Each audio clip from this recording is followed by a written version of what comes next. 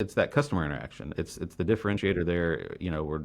We're selling relationships. Really, it's they're going to call us back next time not because their toilet's working, but because our technician was clean.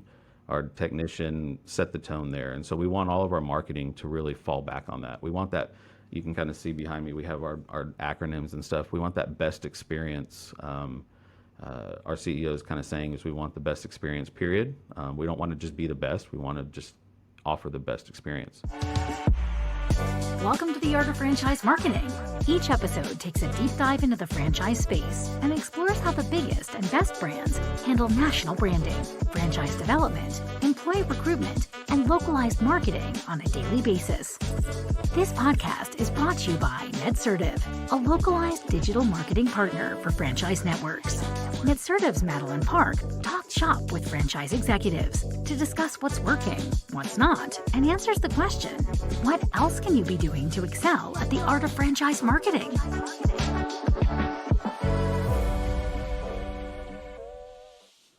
Hey everyone, welcome back to the Art of Franchise Marketing and one of the final episodes I'll be recording. Today I've got Kyle Smith from 1-800-Plumber Plus Air, who is their Chief Marketing Officer. Kyle, thanks for joining us today. Yeah, thanks for having me. I feel privileged to be on one of the final episodes. And what a sexier topic than plumbing and air, obviously. Hey, go out with a bang for sure. In more ways than one. Okay, so before we get into it, Kyle, how'd you get into franchising? Usually, I think people say they assume that it was this career path that we chose, but usually it's because we fell into it and then we never left. Yeah, no, I did not grow up saying I'm going to be in franchising. Definitely not. So I cut my teeth in the marketing world early on in higher education. So I worked for community colleges doing their marketing for almost 15 years, started from the bottom as a content writer, graphic artist, worked my way up all the way to director levels. It sounds very different than what franchising is, but it's really not, right? So when you're at a college, you have a brand to protect and to promote, and then you have several departments. You have your English department or your history department, right? And so it's similar to your franchisees where you also need to make sure they're growing and being successful and meeting their needs. It really came hand in hand. So back in 2020, our CEO I've known for quite some time, watched him grow the brand, and it finally got to a point of, hey, I need to expand the marketing team. He gave me a call, and the rest is history. So I joined franchising in 2020. In the middle of COVID, what better way to just change your entire career path when the world's ending? So that's what I did. And so that's how I just fell into franchising that way. And how many locations do you guys have now, and what's your growth trajectory like? Yeah, so we have, I feel like this number changes every week. So the last time I checked, we have 30 owners. We have our typically it's about a 2-unit per owner mix. So we have over 60 units, right? Projected growth, we would really love to, I wouldn't say double this year, but we'd like to push the envelope and try to double it this year. Really looking at bringing on 20 new owners for 2024 and then keeping that pace. Obviously, the race to 100 is always the race in the franchise world. So we're a little different where like a QSR, a unit is truly a unit where we can grow one unit into, it's more trucks on the road. It's not so much from a unit volume. So one service area can have 20 trucks or 2 trucks. And so your revenue really can shift that way. And you mentioned having more trucks, and a couple of my personal franchises, while they're not plumbing or air, they're very much chuck in a truck. And I think from the outside looking in, it's easy to say, oh, I'll just add a truck and then I'll have more jobs. But it's very much just like if you were opening a brand new location, like it's not simple. How do you approach that from a marketing standpoint I think there's a stigma around a lot of trades such as plumbing, electric, even construction, handyman, that it's just all independents. They never pick up the phone. It's fly by night. So as you're growing and growing your locations and adding trucks, how do you approach that so that your brand sticks for Sure. owners, sticks for customers, and sticks for potential franchisees as well? Yeah, it's definitely, it's not like a you will build it and they will come type of scenario, right? The dreams here? Weird. Yeah, if I had that magic wand, we would be in a very different spot, right? Yeah, you want to be strategic. You want to really keep your eye on your current metrics, what your technicians are producing. Are they over? Are they going overtime too much? Are you booking jobs way out in advance? So we'll start looking at those type of metrics to start sending the signals to say, all right, now's probably the time you need a new truck, right? No, it's not free. You don't just get to keep your budget flat. So we want to make sure marketing increases with our trucks. So we have a per truck metric on the marketing side to really say, okay, when you add a truck, the spend needs to go with it.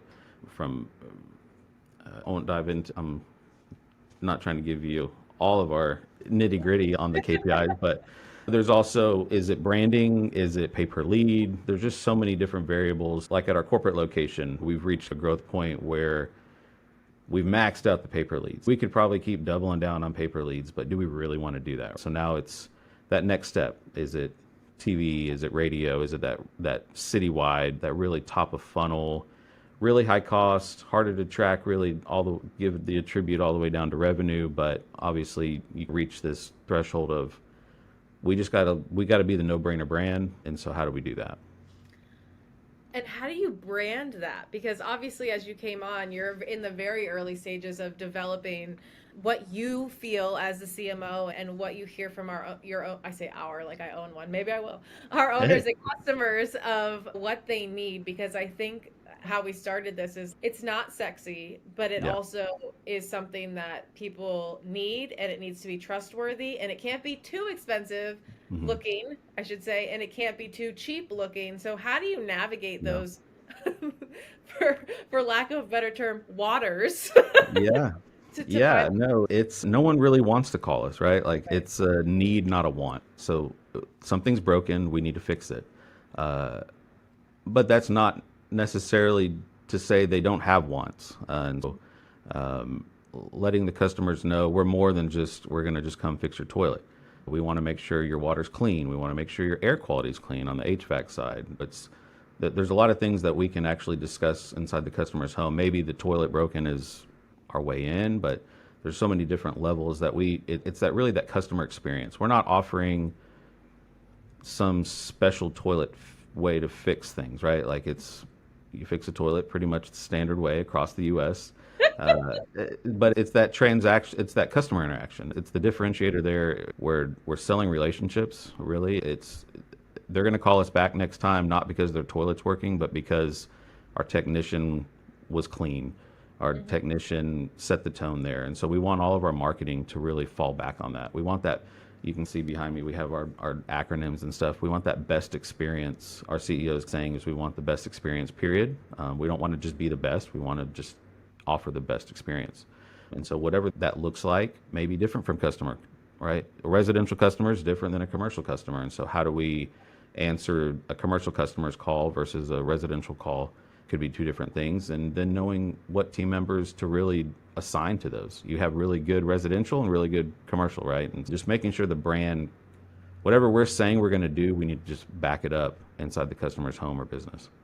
It's funny. I have to tell a funny story because why not? We had a plumber in here, and we had just moved in. It was pre like right now we will only purchase franchise if we can, but we're moving in. Something's broken. We've got a million kids running around. Sure. So we call a plumber, and he comes in, and it's in the morning, and we're getting the kids out the door, and then I'm upstairs getting dressed, and he just calls up to me, "Hey lady, I Oh, need toilet paper." And he wasn't talking about for anything other than himself. he needed it. Yeah. And I was like, I am literally scarred for life, like scarred for life. And so for you talking about that customer experience of being clean and being trustworthy and being the person that has availability and knows your name and knows your home Yeah. is so important. And I'm relaying that to one of the brands that we own, which is Men in Kilts. And the whole point is that the window washers, they wear the kilts. And Hmm. the idea is obviously it's kitschy and you're going to get neighbors that come out and they say, "Oh, what's that?" Yeah. But the thought process behind it originally was you never remember who cleans your windows, but you always remember the guy in the kilts. And to be honest, I like that But I haven't really seen that in our own businesses or across some of the ones that are near us, because it always goes back to the people and the quality of work. They don't care if you're in a kilt or not. They're Yeah, going to remember you if they felt comfortable and trust you and know you did a good job. So I like that you said making your marketing fall back on that operations, because a lot of times in home services, it's the other way around. It's ops having to catch up to marketing, which sure. is usually snake eating its own tail, for lack of a better term. Now you've got residential and commercial, the plumbing and the HVAC side. Is this a space where you guys would like to just continue pushing and owning, or is this an opportunity for you guys to your point, own the home and operate maybe eventually under more services or more brands? Sure. Yeah, we've trialed different services at some of our locations. So one of our larger locations trialed electric, right? And so we just wanted to see what are the metrics like. What is running an electric business? Is it the same? Is it not? It didn't really. It wasn't really something we're going to just double down on and pursue. But yeah, of course, we're always looking at how else can we just answer the call to our customers, right? So in the plumbing world, sometimes we got to tear through walls. So do we need a sheetrock back, right? So there's all these wraparound services when we do a bathroom remodel. We got a tiler, right? We sometimes you do need the electrician to come in, and maybe it's not our business, but we're finding those right partners in each market to even we call them power partners. And so I think our focus is plumbing and HVAC.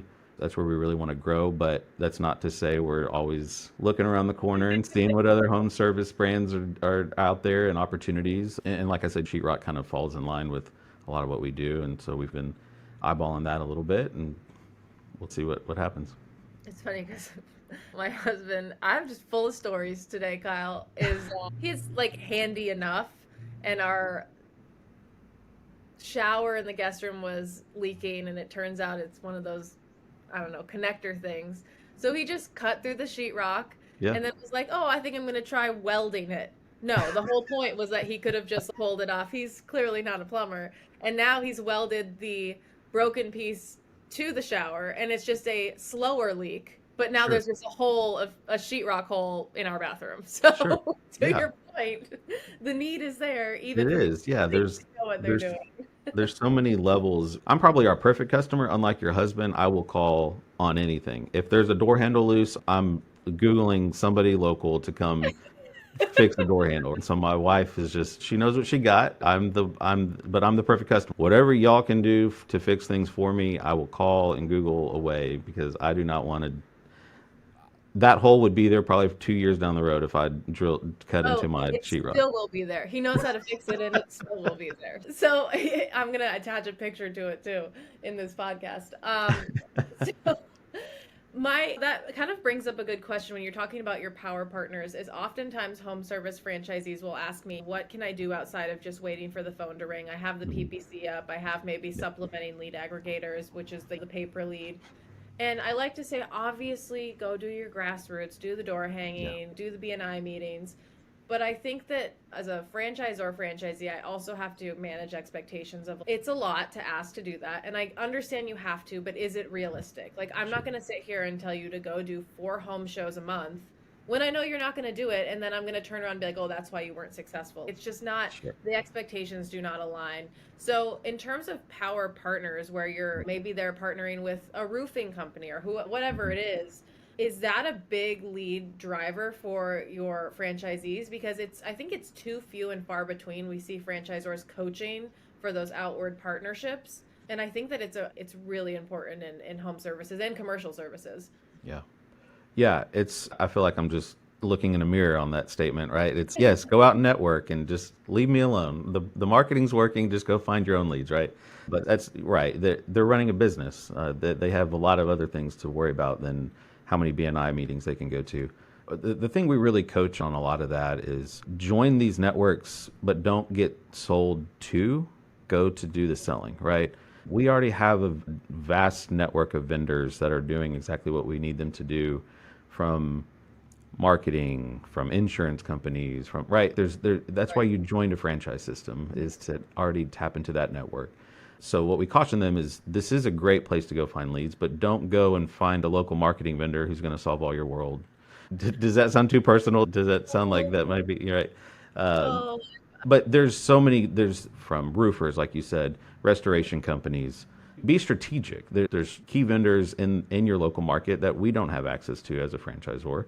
And so go find them, but just be strategic and don't get distracted with so many other getting sold to from the BNI or chamber group. And so that's really, yeah, it's a huge piece of the home service space. We can send them vendors, they can send us. Maybe you set up a referral program. It's even franchisees that are neighboring territories can send jobs back and forth between each other. And what does that referral program look like? So it's not even outside, it's even just the brand next door, doing the same thing with the same partners there. Yeah, sure. Would we love 100% of the business to all be referral and free networking leads? That would be great. But yeah, we understand what our goal is find one or two or three, right? Just let's yeah. start just the one of the things I'd probably say more internally than externally is like the most dangerous franchisee is the one sitting at the desk just waiting on the phone to ring. Oh, It's just that's not the world you ever want to be in as a business owner. And so if you're just sitting waiting for Google to figure out its algorithm, we're going to be sitting for a bit, right? And so how else can we go find those leads? So even get your technicians involved. Send them around town, like drive the vans around. Those are your moving billboards, right? We're not building a brand new fancy building on the corner of Main Street in town and everybody's just going to line up to come check out the plumber in town. Our our brick and mortar is our truck, and so let's go drive it around town.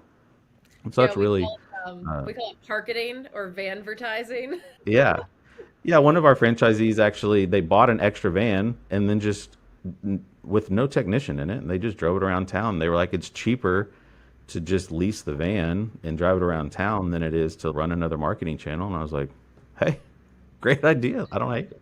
And we have, yeah, one of our, I forget which location it is, but it has a generator in the back. And then all of a sudden the school sent out an email and was like, oh, the generator broke for the bounce house. Can anyone help? And we were like, well, we got a mobile one. So next thing you know, you've got the truck out there Yeah. and it's powering the school's bounce house for the day.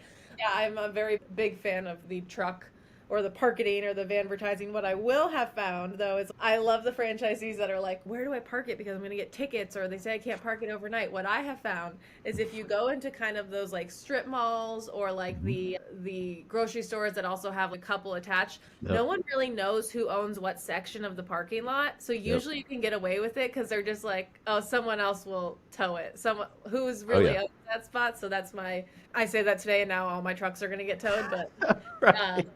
that's my secret vanvertising Yeah, tip. we will sometimes say ask for forgiveness instead of permission sometimes on some of that. Hey, we're a new business in town. We didn't know the rules yet. Sorry about that. Well, Yeah. and it sucks that my HOA doesn't allow for us to Mhm. have parking our trucks, and not that we really want to, but there was a day that all the trucks were coming because the franchisor wanted to do a photo shoot, and we probably had 20 different trucks just all lined up. I was like, we're getting so many fucking fines today. Yeah. It's not even funny. Yeah. One of our technicians actually just moved into a new neighborhood and they drive the truck back and forth. It's part of the perk of the Yeah. job. And he's getting letters now and he's, I don't know, what do I do? I didn't know this was going to be a problem living in a neighborhood with my truck. Yeah, I wonder, I think it depends. Is he street parking it or is it in the driveway? If it's in the driveway, like, it's almost like do you just throw a big car tarp over it? Yeah. Like, what? Yeah. It's, Yeah. So well, I mean, I'm there with him. Listen, we will take down a HOA if we have to. the good news is people are noticing his van in the neighborhood because we've gotten comments like, "Oh yeah, I see your van," and we're like, "Who's down there?" And then we just discover, "Oh great, yeah, you're marketing for us down there. Good job!" Like, Yeah, it's almost like my husband and I, because they would just fine us. We're a decently sized HOA, so it's not some old lady knocking on our door every mhm. day. But we realized that the fines we were getting were like, I don't know, $25 every time they saw it, which was not every night. But the customers in the neighborhood we were getting were outweighing the fee, so Sure, my husband just rolled it into a lead generation yeah, yeah, cost. 20, 25, $50 per lead. Yeah, That's that's fire. I was that's like, oh cheap. my God. Oh, the things we do, Kyle. Look, we're coming up on time, but I want to ask you one final question is Sure. where do you see the future for you guys? Clearly, the plumbing and air, Yeah. it's not going anywhere. It's always going to be needed. It's competitive, but you have a grasp on why that is and how you guys can differentiate. Where would you like to see your brand in the next 5 to 10 years?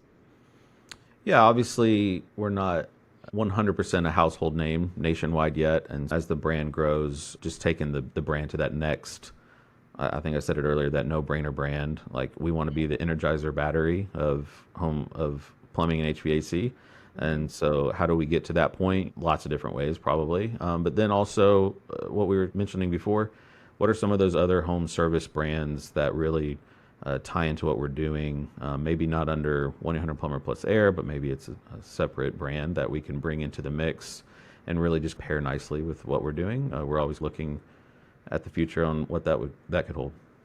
I love that. Kyle, thanks so much for coming on the podcast, for being such a champion of our unsexy businesses. We're always unsexy until someone needs us. That's what I say. That's it. That's it. If anyone is interested in opening a 1-800-Plumber Plus Air, you can go ahead and check out their website or contact Kyle via email or LinkedIn. If you have any questions, I can also connect you as well. And Kyle, thanks again, and we look forward to watching you guys grow.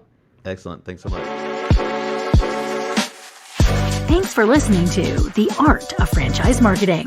This show is brought to you by NetCertive. We help franchise brands and multi-location businesses run localized digital marketing at scale. To learn more, visit netcertive.com.